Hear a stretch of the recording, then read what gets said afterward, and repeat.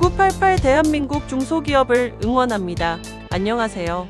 중소기업 연구소에 오신 여러분을 환영합니다. 오늘의 주제를 소개해 드리겠습니다. 연 매출액 150억인 중소기업의 대표입니다. 가업상속공제를 적용받으면 아예 상속세를 안 낼 수 있나요? 과연 어떤 내용일까요? 정우일 소장님을 모셔서 자세한 내용을 알아보도록 하겠습니다. 9988 대한민국 중소기업을 응원합니다. 안녕하세요. 정우일 소장입니다. 자, 오늘은 가업상속 관련해서 한번 얘기를 해볼까 합니다. 이제 상담을 하다 보면 가끔 이런 대표님들이 있으세요.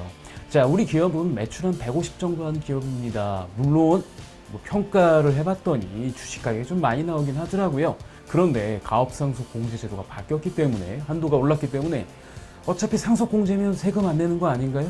그러면 미리 자녀에게 주식을 증여하거나 이런 것보다는 내가 죽을 때 그냥 가업상속공제만 잘 받으면 상속세 걱정 없는 거 아닙니까? 라고 질문하셨던 대표님이 계셨습니다. 그리고 이런 대표님들이 종종 계시는데요.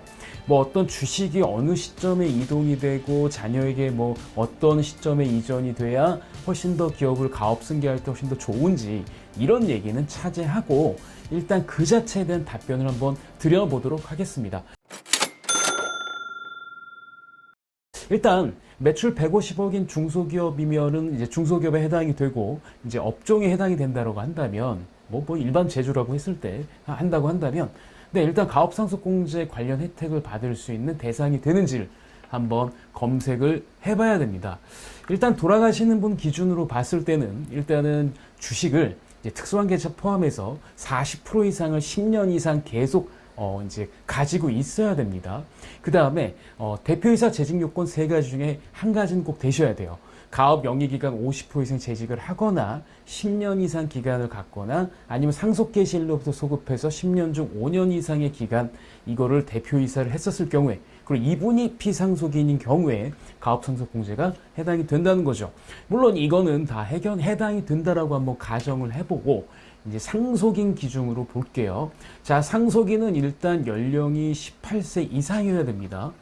그래서 보통 좀 불행한 경우 있잖아요. 대표님이 좀, 자녀가 좀 어린 상태에서 돌아가신 경우, 그런 경우는 대개 이제 가업상속공제를 받았을 경우에 배우자가 받는 경우가 상당히 많습니다. 자, 그 다음에 이 상속인인 경우에도 상속 개시일 이전 2년 이상 가업에 종사를 해야 되고요. 물론 피상속인이 65세 이전에 사망을 하거나 피상속인 천재지변이나 인재 등으로 사망했을 경우에는 이제 예외 규정은 있습니다. 자, 그 다음 상속개실 2년 전부터 가업에 종사한 경우로서 병역, 질병 등의 사유로 가업에 종사하지 못한 기간은 가업에 종사한 거로 보니까 뭐 이건 좀 약간 유도리가 있다고 보시면 되겠죠. 그 다음에 취임 기준은 상속세 신고 기한까지 임원 취임, 그 다음에 신고기한으로부터 2년 이내 대표이사로 취임해야 됩니다. 뭐 이거는 그냥 자연스럽게 가는 과정이 아닐까 싶어요. 그 다음에 납부 능력이나 뭐 이제 또 이런 것들을 볼 수 있고, 또 배우자, 상속인의 배우자가, 그러니까 예를 들어서 뭐 대표님이 돌아가셨는데 대표님 따님의 배우자 혹은 아드님의 배우자가 역시 가업 상속공제를 받을 수 있는 상속인의 대상이 될 수도 있다라고 볼 수 있습니다. 자, 그 다음에 요번에 이제 세법이 개정되면서 작년에 세제 개편안이 이제 마련이 됐고 이게 이제 통과가 되면서 사실은 뭐 한도가 소폭이라고 하기 좀 많이 줄었죠. 개편안보다는. 그래도 과거보다는 한도가 좀 올랐습니다.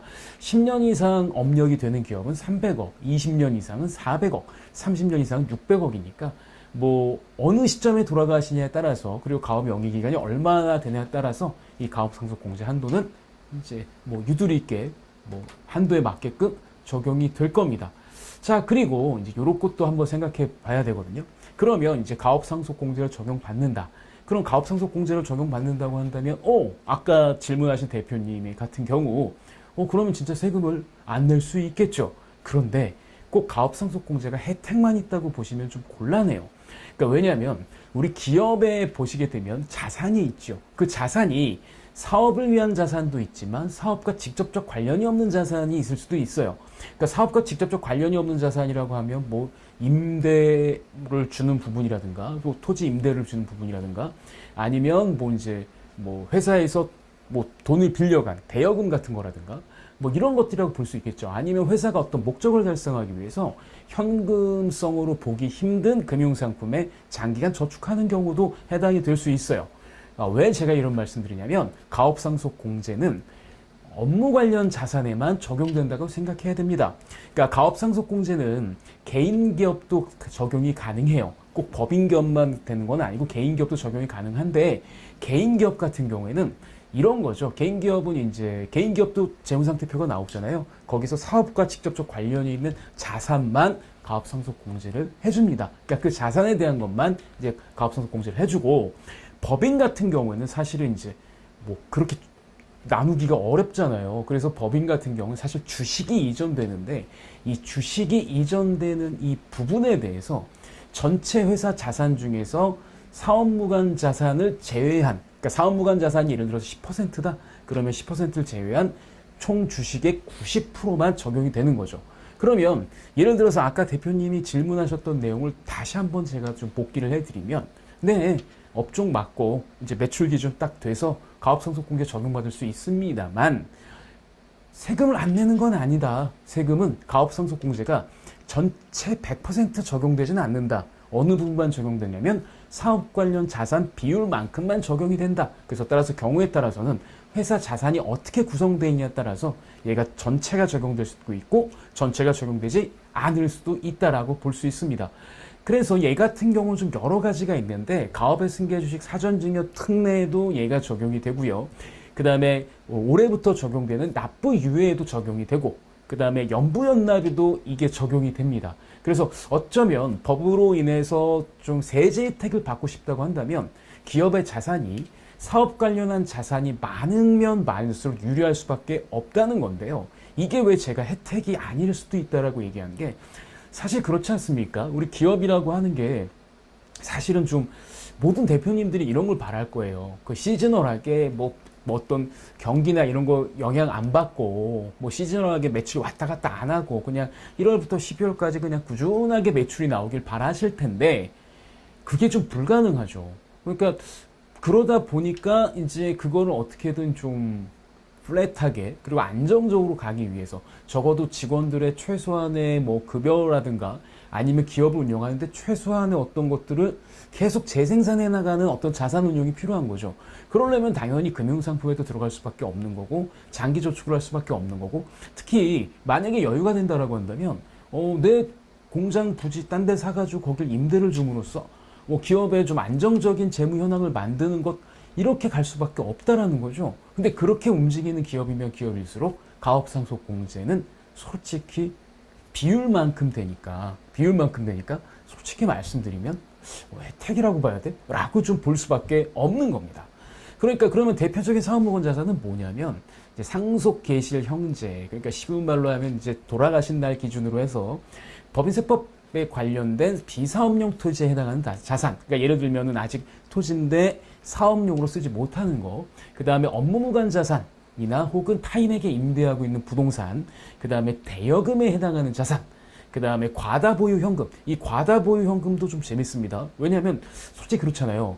그 저라면 가업상속공제 받기 전에 법을 좀 악용이라고 하긴 뭐하고 법에 이런 조항이 있는데, 그러면 죽기 전에 이것만 하면 되거든요. 비사업용 사업무관 자산을 전부 다 매각을 해서 현금으로 갖고 있으면 되는 거 아니겠습니까? 그래서 이 현금에 대한 것도 있습니다. 직전 5년 사업년도 말 평균 현금 보유액의 150%까지만 이제 사업 관련 자산으로 보고, 150%를 초과하게 되면 사업 무관 자산으로 봐서 얘도 그 비율만큼 상속공제를 적용하지 않죠. 그 다음에 법인의 영업활동과 직접 관련이 없이 보유하고 있는 주식 등 채권이나 금융상품, 이런 것들까지 이제 포함이 되는 겁니다. 얘네들이 다 사업 무관 자산인 거죠. 그러니까 이렇게 가만히 보게 되면 솔직히 기업의 자산이 당장 오늘 뭐 매출을 일으키기 위해서 용역을 제공하기 위해서 직접적인 뭔가를 위해서 가는 기업이라고 한다면 사실은 업력도 작을 것이고 사실 생존이 되게 위험하지 않겠어요? 어떻게 기업이 몇십 년 동안 잘 될 수가 있겠습니까? 그런 안전장치가 전혀 안 되어 있는데. 근데 가업상속공제를 극대로 받고 싶다면 이렇게 돼야 된다는 거. 이거 한번 좀 신경 쓸 필요가 있는 거죠. 그래서 가업상속공제를 받는 것은 어쩌면 글쎄요, 거기에 맞는 어떤 재무 자산의 어떤 포트폴리오를 짜야 되고 뭐 이런 건데 과연 이게 현실적으로 가능한 것인가? 그래서 가업 상속 공제를 받는 게 혜택이라고 생각하고 기업을 그런 식으로 운영하는 게 과연 맞을까? 이런 건 한번 생각해 봐야 된다는 거죠. 그러니까 세금을 안 내기 위해서 더 많은 이윤을 추구하고 그다음에 기업의 안정적인 어떤 자산 구조를 세금을 안 내기 위해서 세금 혜택을 받기 위해서 뭔가 한다? 이건 좀 뭔가 문제가 있지 않을까 생각을 해봅니다. 그리고 한 가지 좀 더 우리가 생각해 봐야 될 게 있어요. 자, 우리가 보통 보면은 가지급금이라는 거 대표님들이 있을 겁니다. 근데 가지급금이 보통은 이제 사실 대표님이 뭐 영업비 쓰거나 말 못할 일 때문에 요즘에는 이제 솔직히 법인에서 인출하는 경우가 많죠. 그러면 이제 그건 대표이사의 대여금입니다. 근데 그거는 우리가 아무리 매출을 위해서 뭐 이런 용도로 썼다고 하더라도 얘는 솔직히 말씀드리면 업무무관 자산에 해당이 됩니다. 그래서 그 대여금이 있다고 한다면 임원이 썼던 대여금이 있다고 한다면 얘는 업무무관 자산으로 봐서 그 비율만큼은 가업상속공제가 적용되지 못하는데 사실 좀 애매한 게 있어요. 직원들한테 주는 그 가불금 같은 거 있을 수 있죠. 근데 직원들한테 주는 가불금 같은 경우 솔직히 좀 상당히 애매합니다. 왜 애매할 수밖에 없냐면 얘가 사업무관 자산으로 과연 봐야 될까? 이거 되게 애매한 거거든요. 근데 얘도 대여금이기 때문에 사업무관 자산으로 볼 수밖에 없는 거예요. 그러면 이거 직원들한테 가불금이 나갈 수밖에 없는 기업들이 있죠. 네, 예를 들어서 직원들 장기 고용이라든가 아니면 직원들이 나이가 어려서 뭔가 좀 해줘야 되는 기업들, 그런 기업들 같은 경우 솔직히 좀 불리할 수 있죠. 그래서 사내근로복지기금을 도입하는 것도 한번 검토해 볼 만하다고 말씀드릴 수 있습니다. 자, 그 다음에 요것도 이제 있을 수 있죠. 피해상속인으로부터 차입한 가수금 같은 경우를 정기예금으로 보유하고 있다. 근데 이걸 가수금은 부채잖아요. 그러니까 이런 거 괜찮지 않을까 싶지만 이거는 뭐 자본 부채 따지는 게 아니라 법인의 자산 중에서 사업 관련한 것들만 보고 있기 때문에 그리고 여기서 중요한 포인트는 만기가 3개월을 초과하는 금융상품은 아무래도 사업무관 자산에 해당될 수 있는 확률이 좀 높다라는 것도 알아두셨으면 좋겠습니다. 그래서 가업상속공제가 단순하게 나중에 적용하는 게 좋겠지라고 생각하는 게 이게 과연 혜택일까? 라고 다시 한번 되짚어 보는 게 한번 꼼꼼하게 살펴보시면 그게 되지 않을까 싶어요. 그래서 오늘은 가업상속공제 과연 혜택일까? 과연 이게 받는 게 좋을 것인가? 이런 부분에 대해서 한번 얘기를 드렸습니다. 다음에 이어지는 시리즈로 더 자세하게 말씀드리도록 하겠습니다.